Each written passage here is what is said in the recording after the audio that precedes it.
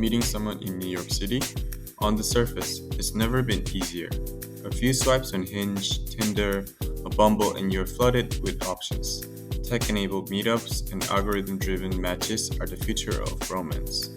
Between 2010 and 2015, Tinder, the dating app, exploded and reshaped the dating market, but it was still less than the meetups through friends.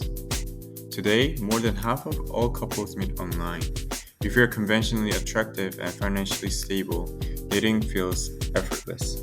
But for the rest of us, those not blessed with perfect bone or facial structure, dating becomes a numbers game. Meet as many as you can until the right one, and yet, the real challenge isn't getting dates. It's finding love worth building a life around. The kind of connection doesn't mix well with the speed and chaos of the city life. After all, New York City isn't called a jungle for nothing.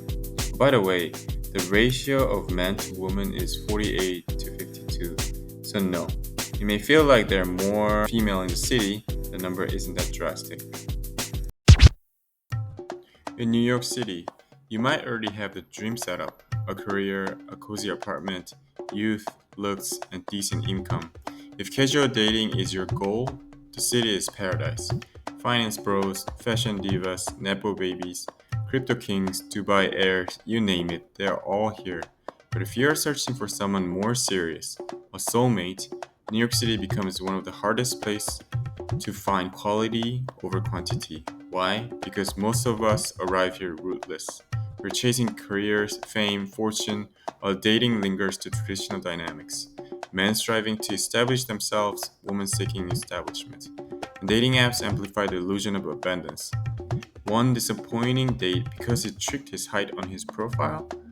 Night may be ruined, but it's no big problem. Just swipe, click, tap again. The cycle never ends. Your chance of meeting the soulmate? Poof. Let's think of hypothetical situation. Imagine a perfect world where you and your date has complete, honest information about each other. You'd know instantly whether the relationship is green light or red light. In reality, city dating is riddled with asymmetry of information because the date will always accentuate their strength but hide their ugly sides. Especially in New York City, where you never really met this person. You don't know if you're meeting your soulmate or the next American Psycho. So ultimately, it's lack of trustworthiness of the information of the person we tend to emphasize the negative feedback rather than fully commit to the date.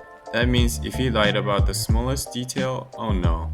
On the contrast, imagine loosely populated small towns.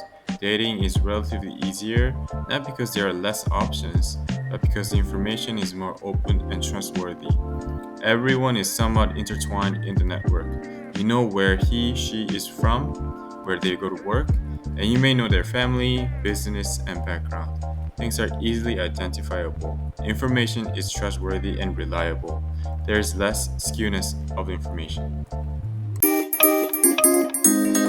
Dating in the city requires strategy. After enough swipes, FaceTimes, conversation repeats, the burnout sets in. Profiles are curated, photos filtered, bios exaggerated. So how do you increase your odds of finding something real? Essentially, it depends on your worldview. If you believe in fate, keeping dating until destiny delivers. If you believe in probability, then optimize your game. In New York City, our greatest resource is speed.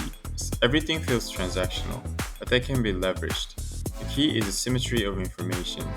Trust is gained through openness and reliability. It can only be established when it's true. So show yourself openly, and if the person does not like who you are, let them go. Ironically, many times when we give up on dating and we think possibility is low, we begin to meet the person of quality, as we don't hold back opening about ourselves. This is how I met. I never once thought I had an opportunity to have romance in the city. The funny thing is, neither did she. Our expectation was low. We both didn't look for one. This effect is because you start to see people differently. Ironically, when you don't think about it and you don't really sweat it, you start to really grasp it. The law of reversed effort. After dozens of dates, most of us realize only a few qualities truly matter: financial stability, emotional intelligence, shared values, what have you. New York City got all of them. Past days are not wasted as they define what truly matters to us. Is meeting the investment banker the ideal lifestyle you wish because you never have to worry about money again? Or maybe it's the Broadway dream chaser chasing after the leading role, which may mirror the childhood dream you once let go. It's your utility. And in a city of endless options, clarity is your compass. The paradox of choice is real. More options lead to more indecision and less satisfaction. Optimize your decision by budgeting your choices because more won't necessarily get to optimum. And once you find someone promising, commit to it. Don't default to swiping the moment you spot a flaw. This discipline, this conscious narrowing can improve relationship quality because there will be a lot of flaws regardless who we meet. Because finding love is hard, keeping the relationship, that's the bigger beast.